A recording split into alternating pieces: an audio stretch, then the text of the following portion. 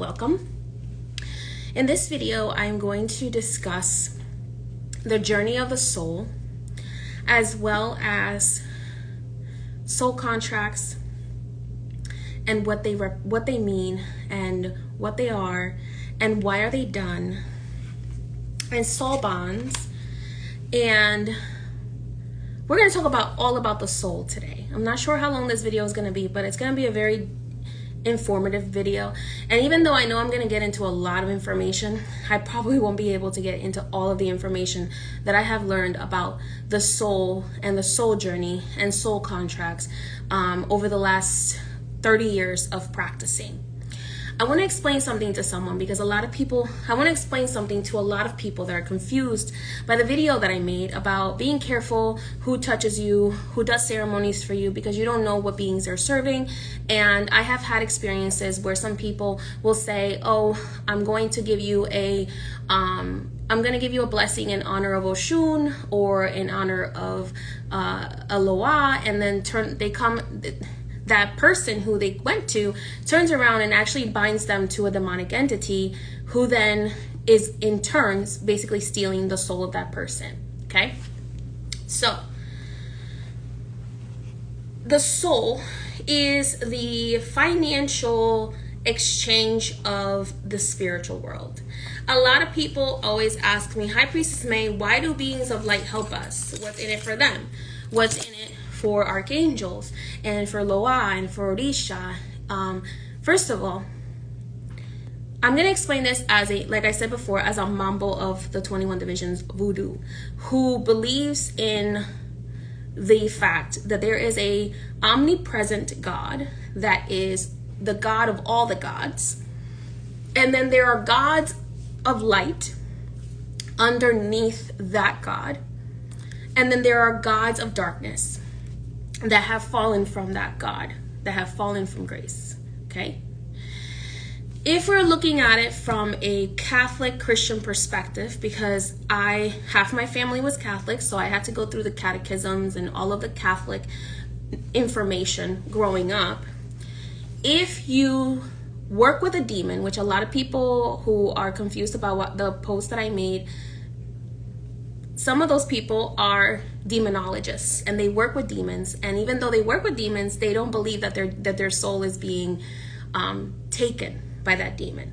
So I'm a little concerned that they're not aware of the kind of contract they're actually in. And I want to start this by saying that usually beings of darkness, beings of evil will not disclose to you what soul contracts are or what soul contracts you're going into, which is why I know that the Loa and the archangels and the Orisha are beings of light, and many, many other gods are beings of light, because they will often tell me and tell other people what soul contract they're getting into, what soul binding contract they're getting into. Whereas demons will make their devotees believe that by serving them, they're not getting into any kind of soul contract, and that soul contract stuff is not real, and that they don't collect souls, which is what someone said, which was ridiculous. So let me start off by saying this. Like I said before, I do soul contract readings. I also do past life regression sessions, which means that for the last 4 or 5 years, I have been doing past life regression sessions, which means that I regress people through hypnosis, through shamanic trance, into their past lives and their future lives. I have also regressed people I do not tell them where to go. They go wherever their soul needs to go in order to resolve whatever's going on right now in their life. So usually your soul will travel, because your soul is the part of you that's able to leave the body when you sleep or when you go under hypnosis or trance, or deep meditation. So your soul is able to leave the body temporarily, and it's able to travel through time, which is why we're able to do past life regression sessions, which I do that very often. Okay? So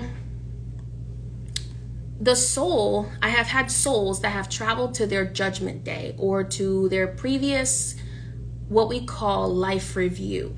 Okay, a life review is basically like a court date that you get after you die.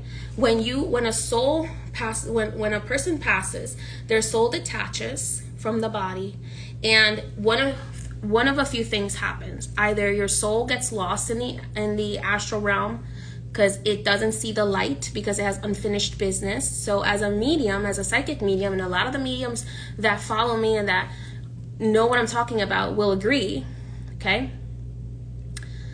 A lot of mediums have to move on souls, which is the reason why people get paranormal activity. You have spirits that stay behind and like don't want to leave their homes, and they'll stay there for hundreds upon thousands of years waiting for someone to move them on, okay? And eventually you can move them on to the other side. So when you die, and I have seen this because I had a near-death experience, so I myself have experienced this, and many, many, many people who are mediums have experienced this as well.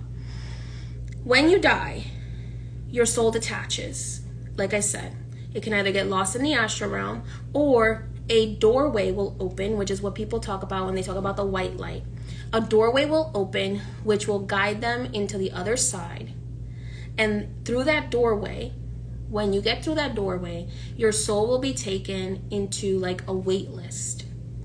That is why in some spiritual practices, we do prayers for like 9 days, because for 9 days, for some people, I believe it's 7, for some people believe it's 9, some people believe it's 3 days, some people believe it's 70 days.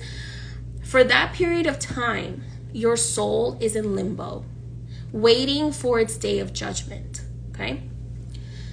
Whatever being you served in life and you binded yourself to, whatever being that being serves is the one that will be your judge and sentencer after your life review. However, keep in mind that your higher self has a lot of control as to how the God or gods that you serve will sentence you, okay? Because your higher self can ask, and your spirit guides can say, this person, the spirit guides and your higher self can step in as a witness for you. Like literally the other side is like a courtroom, same way that we have courtrooms here. So when you go to your judgment day, to your life review, which is what I have seen in past life regressions, and many of my clients, hundreds of my clients have seen this in past life regression, you have to see, before you can elevate or before you can reincarnate, your soul has to see how it affected everybody in its life and how other people affected you. That is weighed. That is what is in Egyptian mythology signified as the heart weighed against the feather. So basically that just means that your soul's wrongdoings are weighed against your soul's right doings, and whichever one is better wins, okay? So therefore that will determine whether your soul is returned back to the fountain of souls, where you have to start the reincarnation cycle all over again. That basically means that your soul is beyond hope because it didn't learn anything, it wasn't able to elevate. So your soul is beyond hope, and it needs to return to the fountain of souls. I have had many people, many souls who have chosen to return to the fountain of souls because they're like, this was too hard for me, I want to start over. Then you have souls that will choose to reincarnate to make up for the karma that they accrued in different lifetimes. Now, these could be lifetimes that happen on other planets, but usually it's Earth that has the most karma, because Earth is a school of karma. Earth is the third dimensional school, and the third dimensional school is the school of karma. It is the school where we incarnate, like Jeshua said, to be like him in order for you to reach heaven. When Jeshua said that, Jeshua didn't say, follow me and then you automatically get into heaven. That's not how it works. What Jeshua actually said was, be like me, meaning be kind, be loving, be unconditionally forgiving, be unconditionally loving, stand up for what's right. Be angered against incorrect behavior, right? Meaning, when you see someone being bullied, or when you see somebody taking advantage of somebody else, that is what being like Jeshua meant. Jeshua became an enlightened master. And when you become an enlightened master, then you can elevate faster to becoming a god. That is how Jeshua became a god. Okay? The point of the soul going through all of these reincarnations is to get to godhood. It's to get to the level of Loa. It's to get to the level of Orisha. It's to get to the level of archangel. Very few people, for example, in Jewish mythology, we have the knowledge that both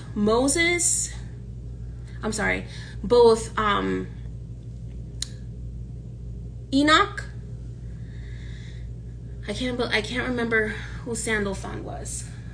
Elijah. So both Elijah and Enoch became archangels. Those are the two humans who became archangels. There's very, very unlikely the archangels will be human. However,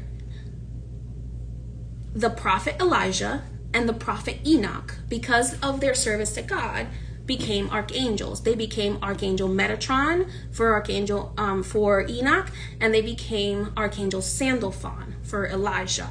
Okay, so the purpose of the soul is to elevate to godhood. Every single soul is supposed to start as a seed from a fountain of souls, go through many reincarnations in other planets and on Earth. Earth is the hardest because it is where you have to learn how to overcome karma and karmic debt. Meaning that you have to overcome the desires of the flesh, the evil desires of the flesh, like hurting people, for example, or stealing from people, or doing things that are just innately wrong. Okay, that does not include loving somebody. Okay, this is why homosexuality being a sin is stupid, because if you love someone, it doesn't matter what sex that person is, you are doing what God said, which is to love one another. So true love is not a sin. Okay, you have people that are trans because in other lives they were a different sex. So when they incarnate into this life and they are in a body that they do not appreciate and they do not resonate with, they will have often sexual confusion, gender confusion, or gender dysphoria, because we incarnate in multiple different bodies. And sometimes if you are somebody, for example, my spouse, she incarnated it as a male for many, many, many, many different lifetimes. If we do her past life regression constantly, you see that she was a male in that lifetime. In that lifetime, very few lifetimes was she actually a female. So in this lifetime, she is more on the masculine side, even though she does accept that she is a female in this lifetime, and she does like her feminine side. But the whole point of Earth is to balance your femininity and your masculinity. So men are supposed to have a healthy femininity, and women are supposed to have a healthy masculinity, and there is supposed to be a balance between the two, between your femininity and your masculinity. Okay, so the whole point of going through all these incarnations and having soul contracts, you have soul contracts with people, you have soul contracts with beings. When you become a devotee of a Loa or an Orisha, or you become a priest or priestess of a Loa or Orisha, you are saying, I am going to follow the example of this Orisha or this Loa to get to Papa Bondie, who is the good God, to be able to elevate to the light. And then there are some people that will make contracts with demonic entities, and they will say, you know what, I care more about the material, so I want to be super, super rich. I don't care who I have to sell for it, and therefore I don't care who I have to step over. So they will make soul contracts with demonic entities, which do exist. There are 72 archdemons, and under those 72 archdemons, there are 72 legions of dark angels. There are dark angels, and then on the 72 archangels, such as Archangel Michael, Archangel Sandalphon, Metatron, Gabriel, Raphael, there are 72 angels of light, okay? And then you have different gods that declare for either the god of light or the god of darkness. There are two major gods in this universe. That is all there is: light and darkness. There is void and there is creation. There is destruction and creation. There is void and there is light. There is darkness and there is light. That's it. That's all it is. And the soul wants to elevate to its lightest form. The closer you get to darkness, the more dense you are, like a black hole in the sky. The more you get to light, the more light your soul is, the more activated you are to your spiritual ability. Okay, so it depends on what being you are aspiring to be like. Okay, so your soul will start to elevate. Heaven is a state of mind, but it is also a place that your soul elevates to while it is waiting for its next stage. Okay, a lot of people who elevate, eventually once all of their descendants are dead and have once all their descendants have elevated and are dead, then they will be considered to become a spirit guide, or they will be considered to become an angel. And then after that, they can become a god for some people, depending on what people they made an impact on. Okay, I know that this is a lot to take in, especially if you grew up in a very religious household or you grew up believing things in a certain way. But the whole point of this whole game, I call it a game because to me it's like a video game, is for the soul to elevate. It's for the soul to elevate to its highest potential, which is becoming a god, becoming like God. Okay, because there are many gods under the ultimate God. Nobody can be higher than the ultimate God, which is the universal God. In my practice, the universal God is known as Nana Boloku, who is the great-grandmother God. For some people, the universal God is a male. For some people, it's both a male and a female. Okay? And then there are gods underneath that universal God. And usually every 2,000 years, 3,000 years or so, the main God changes. The reigning God changes. Okay? So, for example, for the last 2,000 years, sorry, I have allergies today. For the last 2,000 years, the main God, kind of, for the collective has been Jeshua. Okay? And he has been like the king of gods. Before that, you had gods like Odin being the father, the all-father. You had beings like Olorun, or beings like Papa Bondie being the ultimate god. And every 2,000 years or so, these things recycle. And depending on what part of the world you're from, depending on what gods affected your part of the world, you're going to have a different universal God. Who is the God in the Bible? The God in the Bible there are two gods in the Bible. There is the Elohim, who is the one true rightful God. And then there is Yahweh, who is the younger brother of Elohim. Now, Elohim means gods. So it means a council of gods. Elohim actually means gods, and it is believed by some people that Elohim represents the 72 aspects of God known as the archangels. Elohim is plural. And then you have Yahweh, who came in and is known as a lower God in the Christian Jewish mythology. And he was the one who took over for a while. Okay. There's a lot of verses about sorcery because the Catholic Church didn't want you doing the same magic that they do. So there's a lot of misinterpretations, and there's a lot of one of the things when it comes to, you have to understand what the word sorcery also meant 2,000, 3,000 years ago.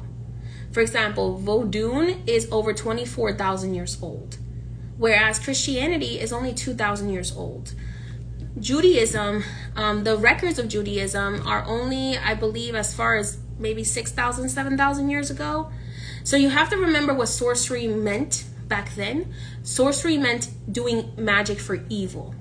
All of us, but if you read the Bible and you read the Bible with the knowledge of magic, the Bible has magic in it because they don't condemn the magic of Christianity. They condemn the magic of everybody else because they don't want anybody else's ancestors to have power. So they only want the ancestors of the Bible to have power for those people who come and descend from the people of the Bible. So if you're not of Jewish descent, you technically are not saved by the Bible because the Bible was for people of Jewish descent. Your true God, if you are of a Dahomean ancestry, because in the past the gods were seen as your ancestors. So for example, in my wife's spiritual practice, which is Norse mythology, the Norse gods were seen as ancient ancestors to the people that worship them. So therefore they honored their ancient ancestors, which were gods, which therefore they gave them power. In voodoo, the Loa are our ancient god ancestors. Okay? So therefore we honor the Loa, and in turn, by honoring the Loa, we are honoring the good God which we serve. If you're working with the archangels, or you're working with the demons, or you're working with like the saints, then you are saying, I am okay with being judged by the God of the Bible, by that ancestor.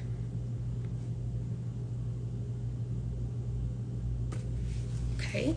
So if you're a Hindu, then you're saying, okay, I am okay with being judged and being reincarnated and all of that, and being led by the Hindu gods, who are our rightful ancestors for them, for people who are from India.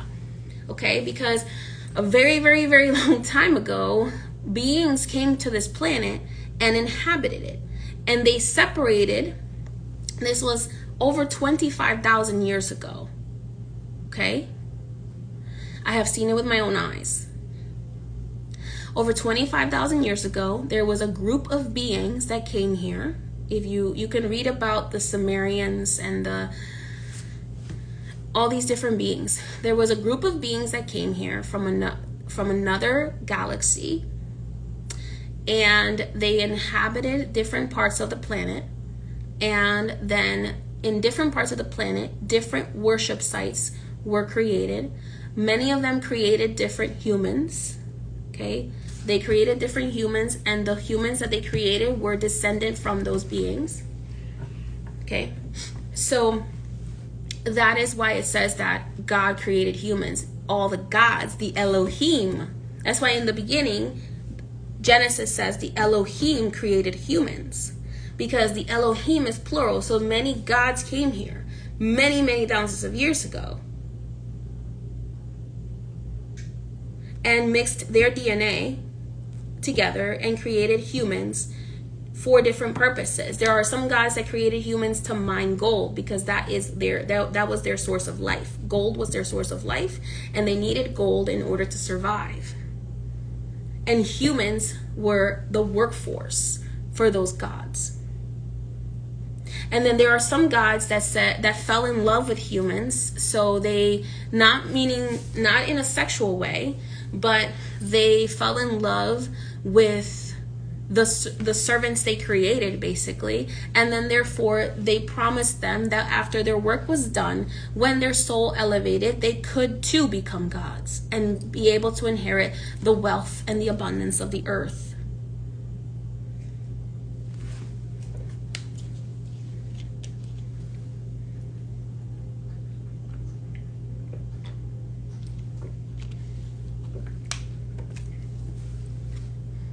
Okay.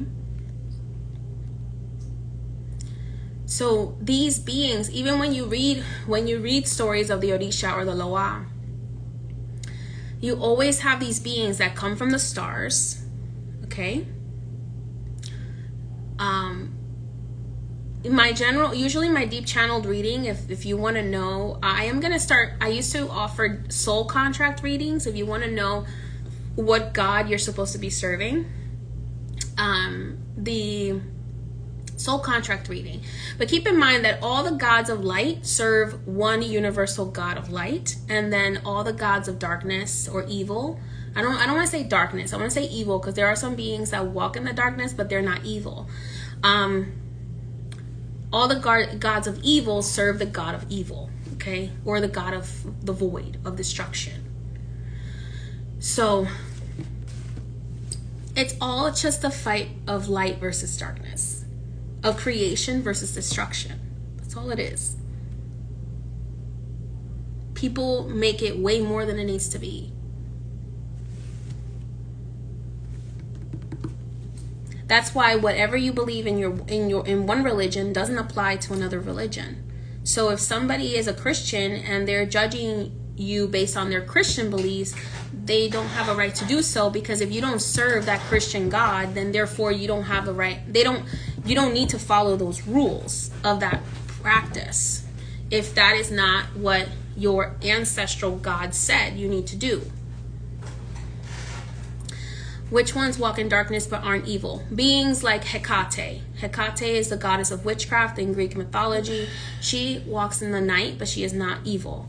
Papalegba in voodoo. He walks in the night, but he is not evil.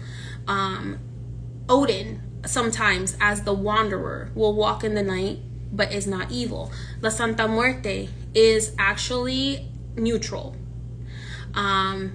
She collects souls based on your behavior, not based on who she honors. The Morgan sometimes, now I'm not an expert on those beings, but I have had experiences with them because I'm a channel, and oftentimes they will come to me to channel information for their children. So I often do readings for people from many different practices. I have spoken to Shiva, I have spoken to Parvati, I have spoken to, because I'm a channel. So as a channel, any God can use me because I am an ordained channel. I have already been prepared and properly, and I've done the proper ceremonies to be a channel and to be a vessel. So any God can puppet me, basically. Any God of light, because I have sworn my soul. I have sworn my soul. Have you heard that? I have sworn my soul to the gods of light. I have sworn my soul to the Loa of light. I have sworn my soul to the gods of light. I have sworn my soul. So whenever you become a devotee or a priest or priestess of a particular being, you are swearing your soul to that being. And then when you die, your soul goes wherever that being thinks that you should go, based on who that being works for. If that being works for the God of love and light, or if that being works for the God of evil. Okay? Yeah. The Morrigan is a goddess, a Celtic goddess of death, war, fate, sovereignty. Yes. Yes. And a lot of us who have Spaniard ancestry, let's say those of us who are Hispanic or who are African American and have Spaniard ancestry, a lot of us have Celtic ancestry, because the Spanish and the Portuguese were also of Celtic ancestry, although they're not often, because they became so Christianized, so Catholic for a while, they forgot a lot of their Celtic ancestry. But there's thousands of Celtic gods and goddesses of light that serve the God of good. And then there are some that serve the God of evil. Every single pantheon has both. This is why I say, like, if you are not literally bound to Satan, somebody can't tell you that you're doing devil worship, because the devil only belongs to Christianity. What is the chakra? Who's the goddess if my chakra is off? Okay, so your chakra are energy centers in your body. There are many different goddesses associated with different types of energy centers, depending on what energy center you're talking about. Now, chakra is the Sanskrit word for energy center, which comes from India. Okay, it comes from India, Asia. It's an Asian practice. Okay, it is believed by many historians that Jeshua, the current Christian god, went to India and learned about the chakra systems and how to become a healer. And he went to Egypt and learned how to do healing in Egypt. So there's a lot of different gods and goddesses associated with different chakra centers.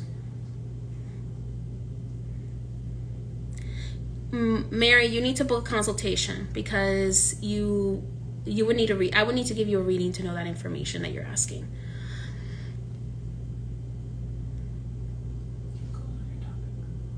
Anyway, so that is the whole point of, so when somebody comes on here and tells me that they're a demonologist, but they're not aware that soul snatching is a thing, I think you don't know who I think you're not aware of your own soul contract and what you are doing. So you shouldn't be practicing for other people if you're not even aware that you are under a soul contract with a demon. Not judging that you're under a soul contract with a demon, simply stating you need to know what you are doing. If you are truly a demonologist and you are working with demons, which has become very popular recently, a lot of people on TikTok who are for whatever reason are drawn to working with actual demonic entities. And when I talk about demonic entities, I'm talking about the 72 arch demons or legions of demons of Christianity and Judaism. Okay? Because voodoo doesn't have demonic entities. We don't. We have trickster spirits, which work in the light and the dark. We have orishas, which are tricksters, which work kind of like in both in the light and the dark. Wait. But we don't have, what? Like Eshu. Eshu is like a trickster, okay? And when I say trickster, they are tricksters because they usually teach you by tricking you.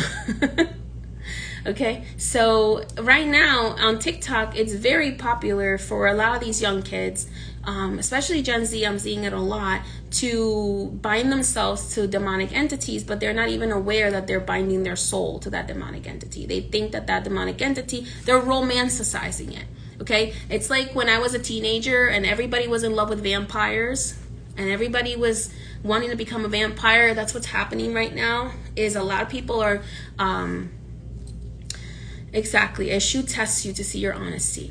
So a lot of people right now, especially younger kids, just like when I wanted to be a vampire when I was a teenager, they are romanticizing demons and they are being fooled by them into believing that these demons are not to be played with.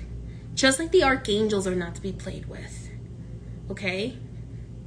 These demons are dangerous. These kids are romanticizing these beings when they are not meant to be romanticized. Just like I said, even a being of light is dangerous. Even beings of archangels, if you disrespect an archangel, you get ready to get your ass whooped. Okay? I accidentally disrespected Archangel Michael once and I got my ass whooped. Okay? Beings, the Loa, even though they're beings of God, if you disrespect them, they will whoop your ass. If you disrespect an Orisha, they will whoop your ass. Okay, it doesn't matter that they are beings of light because they usually teach you by disciplining you.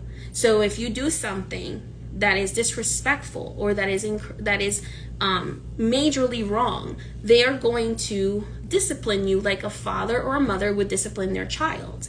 That is how the beings of light work. Beings of darkness, they will help you do bad things, not making you aware of the fact that you are accruing karmic debt. So why do demons collect souls? Let's get to that. okay?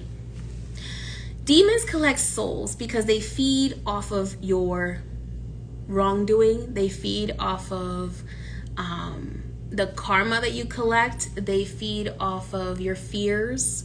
They feed off of your negative emotions. Okay, so demons, the reason why demons collect souls is to get you trapped into coming back over and over and over and over and over and over again. So demons want to trap you in a soul reincarnation cycle. The beings of light help you try to overcome all your karmic debt so that you can move on to the next area of your soul contract. Let's say if you were under a soul contract to be on earth for 10,000 years. A demon, because they get to feed off of your energy so that you don't ever get to heaven and actually get to enjoy becoming like them, because the demons don't want you to become like them. They have the power. They have a similar power to the archangels. They don't believe humans should have the right to have the same power. So what do? They trick humans into giving them your energy and giving them your soul so that you can keep getting stuck in the reincarnation cycle, so that you never get to have your full power. You never get to have your full power because demons don't want you to be like them. They think that we are less than them. They hate that God loves us. That is the whole mythology, guys. Demons hate that God loves us. The archangels want to help us overcome our soul contract so that we can too become like God. So that we can too elevate. So that we can too receive the riches and the wealth of the world. It's because the demons are freezing me. Okay, I'm back. So because the demons don't want you to become like us, they are going to try to take as many souls as possible and confuse as many people as possible so that they can keep getting you stuck in the reincarnation cycle over and over and over again. So you can keep accruing karma over and over and over and over and over again. That is their whole play. And I'm not saying this as a Christian. I'm saying this as a voodoo sant, someone who works with spirits and knows how these different spirits work and how these different spirits, working with different spirits, they're going to ask for things in return. There are some spirits that are going to ask for souls. There are some spirits that are going to ask for offerings. It all depends on what spirit you're working with. Okay? A lot of the beings of light, they ask because an energy exchange has to happen. The money you pay, in the money you give in donations or that you pay for working, goes towards the offerings that being is asking for in exchange for the result that you wish for. Okay?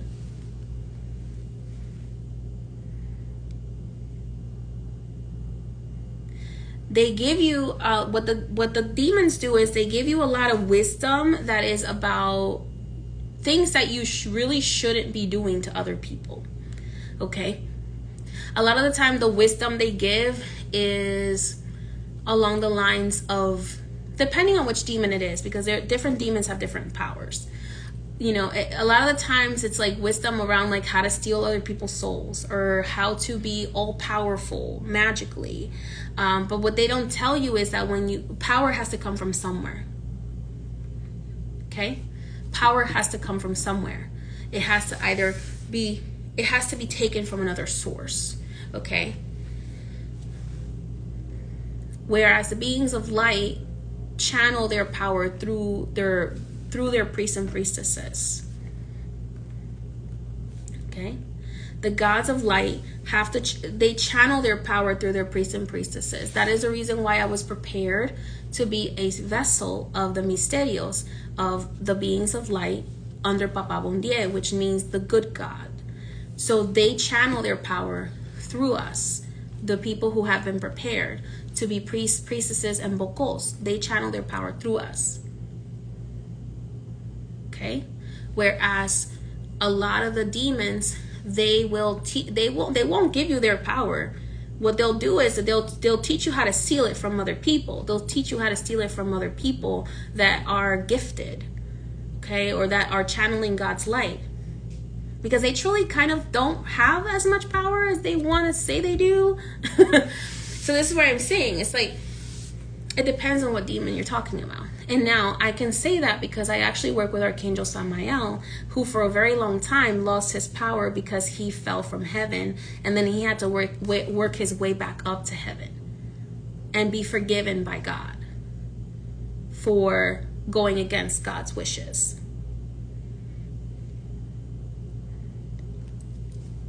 So Archangel Samael was able to become an archangel again after he fell from heaven, had to deal with being in a low vibration,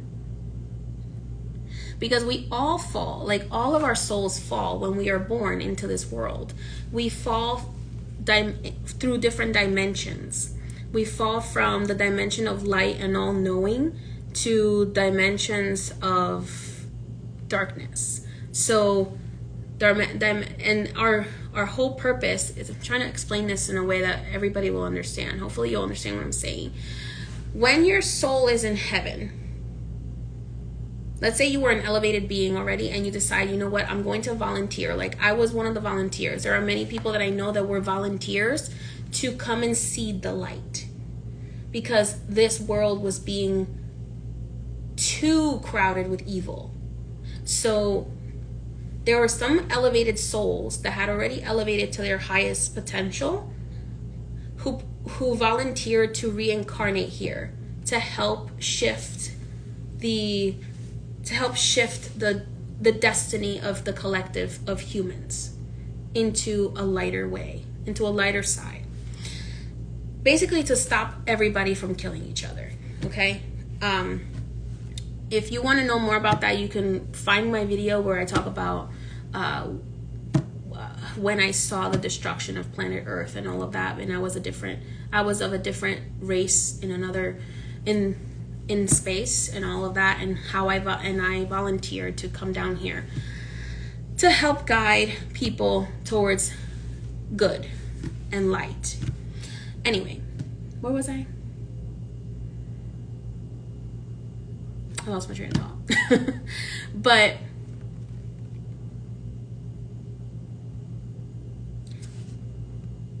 yes, right. So there are some people who already had elevated to a certain point that they didn't really need to incarnate on Earth ever again.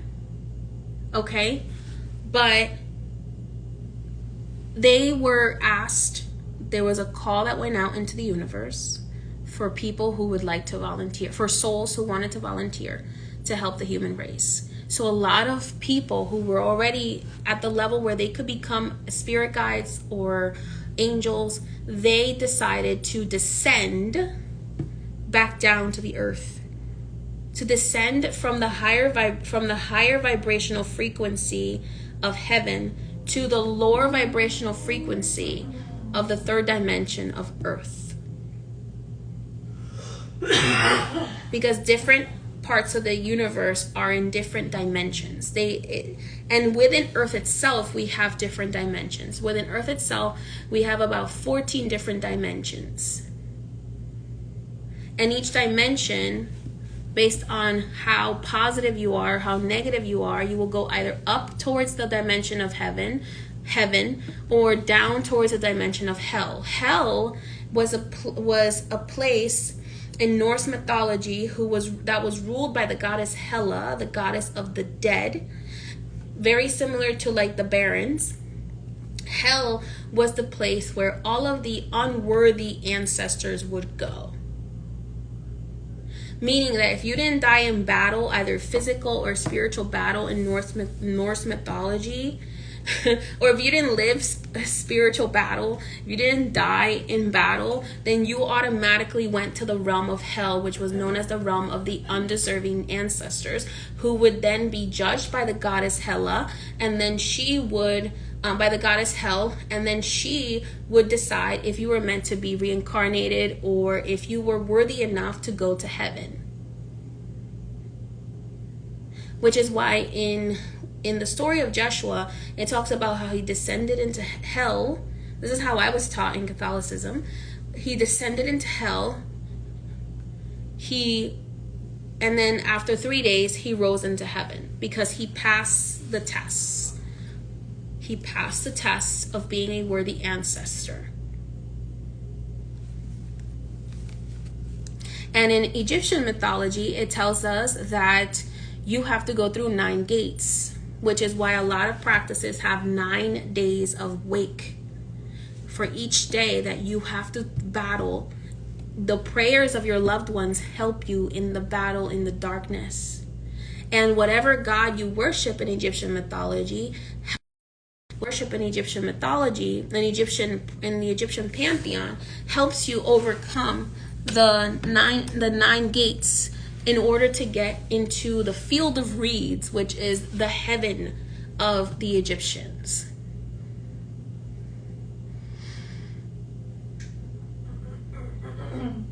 This is why I say, if you don't know about the mythologies of practices that were more ancient than Christianity, you are getting a watered down mishmash version of a spiritual practice that was manipulated by the Catholic and the Christian church. And okay,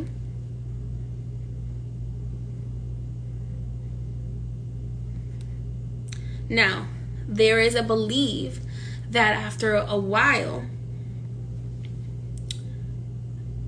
after many years, people knew that Yeshua was going to be the new ascended master or the new king. Okay, so many gods pledged themselves to him and to assisting him, which is where the belief comes in, especially in the Caribbean, that the beings like the Loa and the beings of the Egyptian pantheon and some of the beings of the Hindu pantheon and some of the beings of all different pantheons pledge themselves to help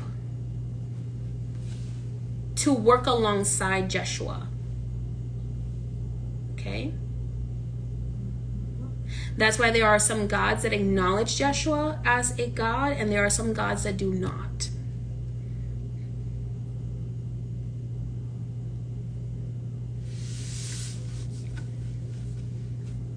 And that's why in voodoo you have some beings, you have some Loa and some Gede that will acknowledge Allah, but not Yeshua. There are some beings that will acknowledge Yeshua, but not Allah.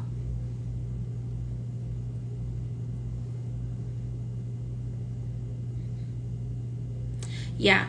The story of the Santa Muerte in Mexico is that she was the one to help Jesus when he went to hell, and that's why her soul ascended and she became Santa Muerte. Yes.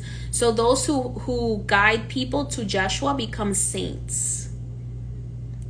Because the people who worship Joshua are saints. So a lot of the Christians who say things like, oh, Catholics are worshiping more than one God. No, we're not. First of all, if you're going to criticize another religion, know what you're talking about. Catholics do not worship more than one God. We believe, well, I shouldn't say we because I'm no longer Catholic, but we believe in the Holy Trinity, Father, Son, and the Holy Spirit, in them being one. Okay, so Father being the Almighty God, Son being Jeshua, and then the Holy Spirit actually being the goddess, which a lot of people hide and don't acknowledge that Catholicism has a goddess, and that goddess is the one who was blessed with being the mother of Yeshua in Catholicism.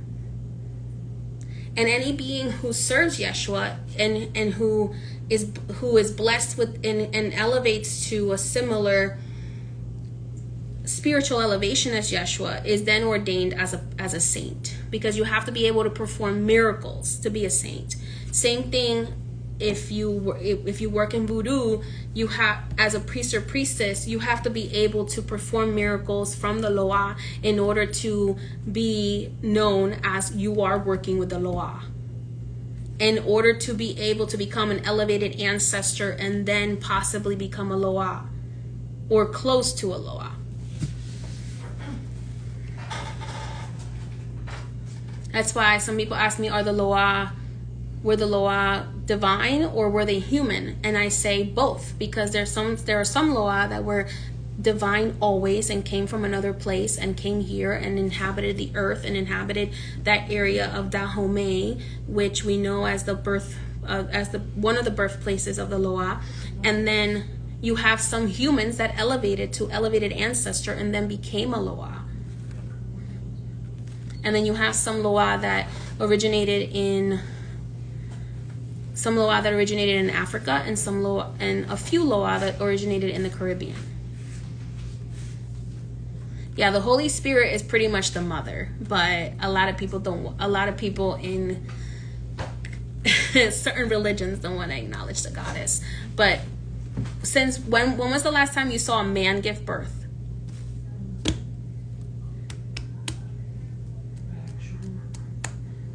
When was the last time you saw a man, a real man that was born with the male genitalia, give birth? Please explain that to me. And even if you read the Christian mythology, that god had a goddess. They got into a fight and had a divorce. That was what, Ishtar? Who was Yahweh's wife? Ishtar? Yahweh's wife? I think it was Ishtar. Yeah. Case closed. Okay, so Yahweh, who is the current Christian god, had a wife, and her name was, I believe, Ishtar. And they got into a fight and they got divorced. Asherah. I'm sorry, Asherah. Ishtar is different. Asherah.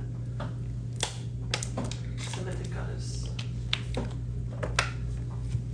Okay, and in voodoo, so let's go back to voodoo because that's what I practice. We have Nana Boroko, who is a asexual goddess who is able to impregnate herself, and she was able to impregnate herself and give birth to Mawulisa, who is our Mama and Papa Bondie, who are the sun and the moon. Yes, Yahweh is one of the lowest Anunnaki gods. Correct. Yes, and has tricked many people into serving him for a very long time. Listen, Lindas. But I believe in El. El is the true Christian God, Elohim. El is the ruler of the Elohim.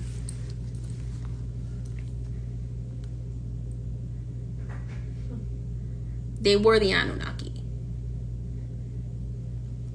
Because there were other humans here who were created by other gods from the earth and from the sea. And then the Anunnaki came and genetically modified those humans and created them with...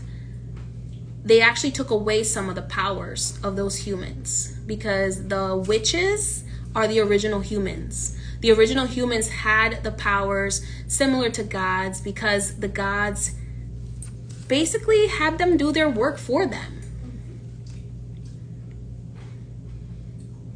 Okay? Like, we were servants, but in order for us to do our job, we had to have the same gifts as the gods, as the Elohim, the many gods that came here. But then the Anunnaki came and genetically modified us and took away our ability to do many things, like having telepathic communication, being able to move things with our mind, being like, all these things that we were able to do, levitate things with our hand, with our energy. The original humans had magical power because they were made from the earth. That's why Obatala made us, like in the Orisha, Obatala made us from the earth. In Voodoo, there is a Loa that made us from the earth.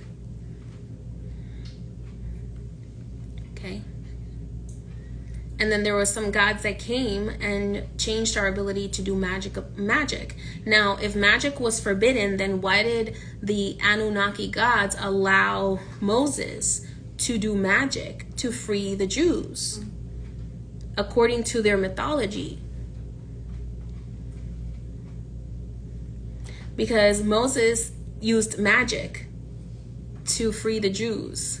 And I want to remind you too that Moses was a prince for a very long time, and all the prince and princesses of Egypt were taught high magic from birth, because magic was not taught to the peasants. It was only taught to the royalty. Okay? Magic was only taught to the royalty of Egypt. So Moses was a prince for a very long time, because there was a prophecy from an Egyptian priestess that said that there would be one that would come and basically destroy the Egyptian empire. So that's why they sent out assassins to kill all the Jewish children, which is why Moses got put in a little basket and sent down the Nile, and he was taken out of the Nile by a princess.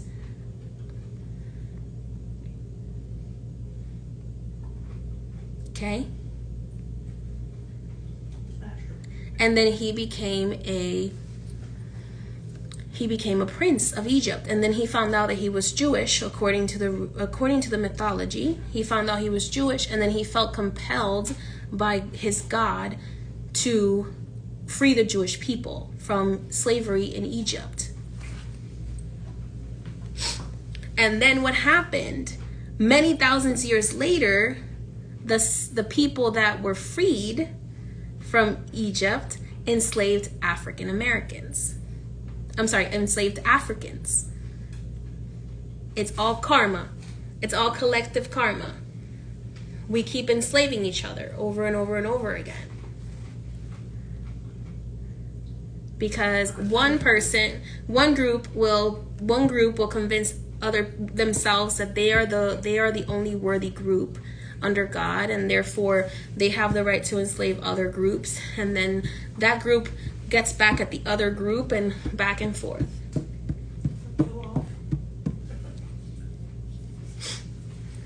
And before you tell me that certain people had nothing to do with the enslaving of Africans, do your research as to who financially funded slavery.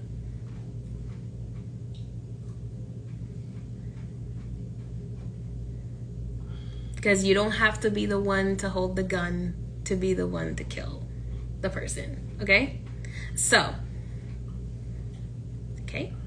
So there are many groups of other religions that paid for the enslaving of Africans in the slave trade to the Americas, and who have benefited from the enslaving of Africans since then.